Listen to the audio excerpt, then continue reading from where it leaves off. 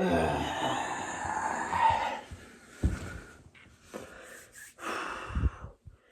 think the Mets suck.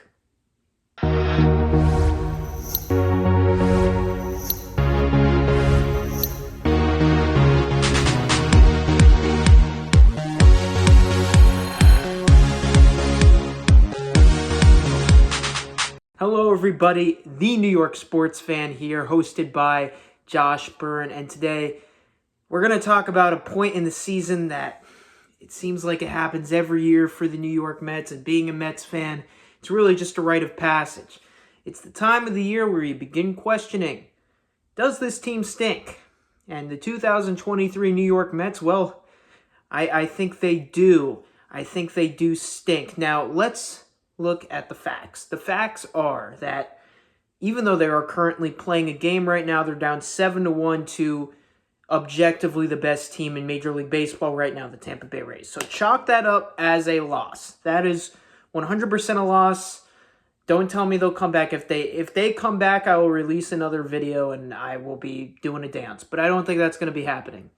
So after tonight, they will be 3 games under 500 with a record of 20-23. That's bad. That's really bad, and it's even worse considering they have the highest payroll not only in baseball, but in baseball history. There's never been a higher payroll. And, man, there's been some expensive, disappointing teams in Mets history, but they have never claimed the crown of being the highest paid team in the history of the sport, but this one does. So the disappointment potential of this Mets team is so high. They have a chance of really creating and making some history here this season as they continue to underachieve.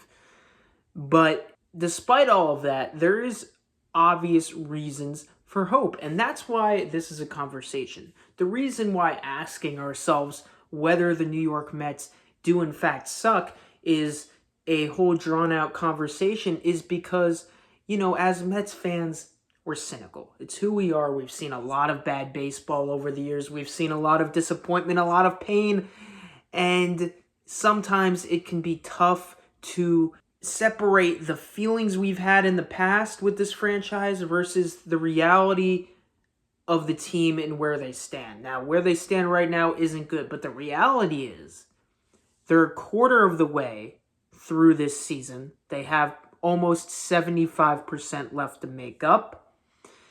And they've been without some of their top players so far. Be it Max Scherzer barely pitching, whether due to suspension or injury. Be it Justin Verlander getting hurt on opening day. I mean, between Edwin Diaz getting hurt at the end of spring training while he was participating in the World Baseball Classic, to finding out on opening day, mere hours before first pitch at Marlins Park, that Justin Verlander was placed on the IL. It was easy to see early on that, maybe this team isn't really destined to be amazing this year. Maybe it's just not the Mets season.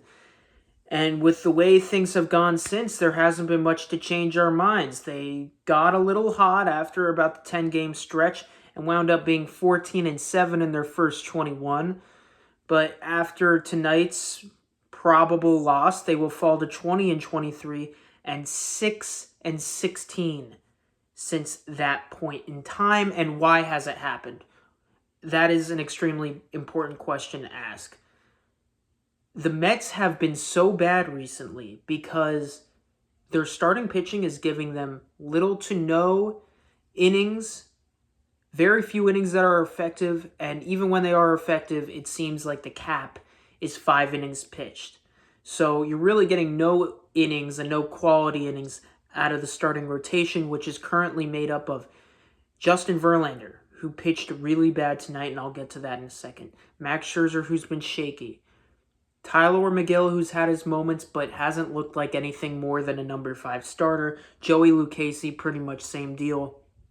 And David Peterson, who literally by the numbers, has perhaps been the worst starting pitcher in baseball this entire season, which isn't something that anybody saw coming. Sure, he wasn't slated to enter the rotation going into the season with Jose Quintana being there, but after he got hurt, it was clear David Peterson was going to need to make an impact. And I, for one, wasn't the biggest David Peterson fan, but at the same time, I cannot tell you right now that I expected him to have an 8 ERA through 8 starts.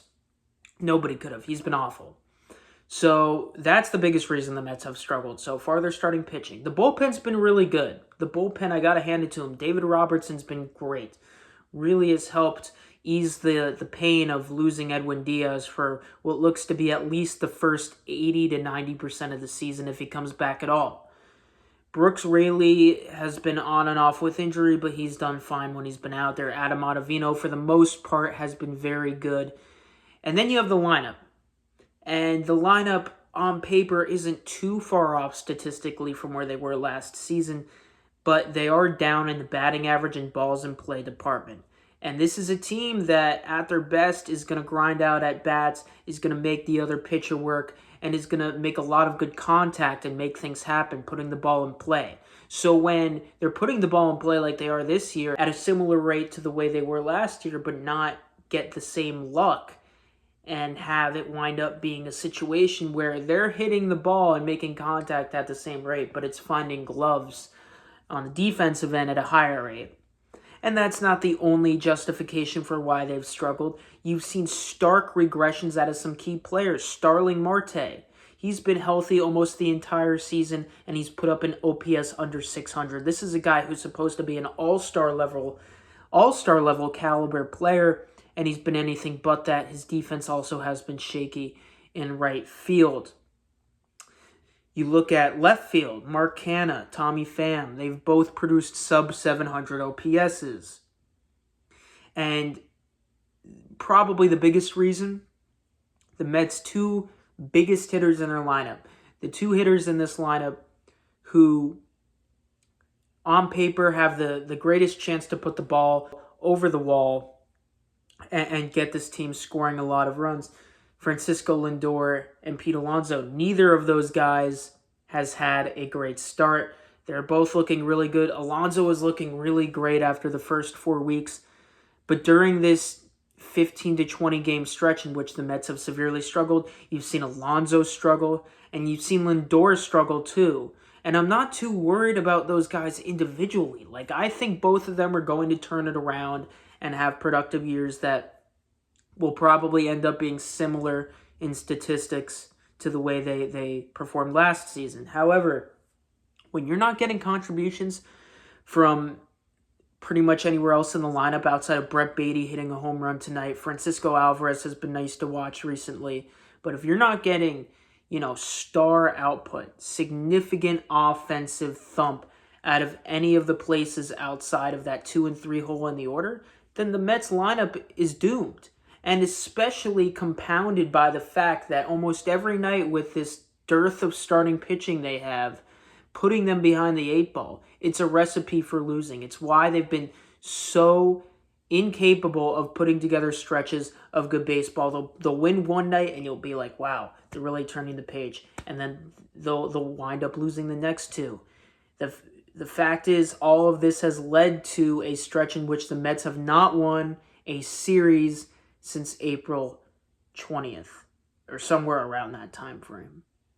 So things aren't looking good. And my diagnosis, does this team stink or not? Overall, I still think it's too early to tell. Currently, there is no doubt that the Mets suck right now. I mean, they can't really do anything particularly well. If you were to ask me, what is the Mets' strength right now?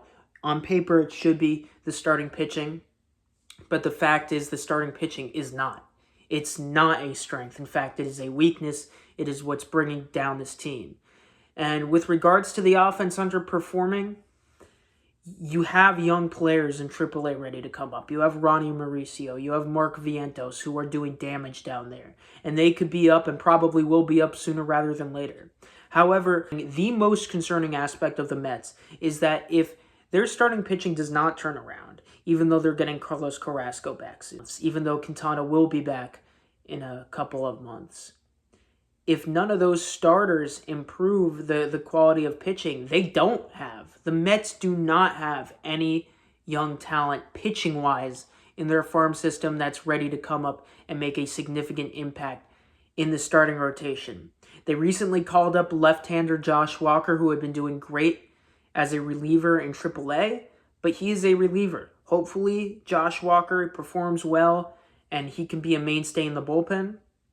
But if we're talking starting pitching for the Mets, the entire season is predicated on Max Scherzer, Justin Verlander, Kodai Senga, and hopefully Carrasco and or Quintana being able to start games consistently and turn the narrative around with regards to the 2023 Mets starting pitching rotation. If the Mets do not significantly improve in the starting pitching department, they're likely going to go nowhere. They're likely going to win probably around 80 games. And if that's the case, they will go down in history as one of the most disappointing teams of all time.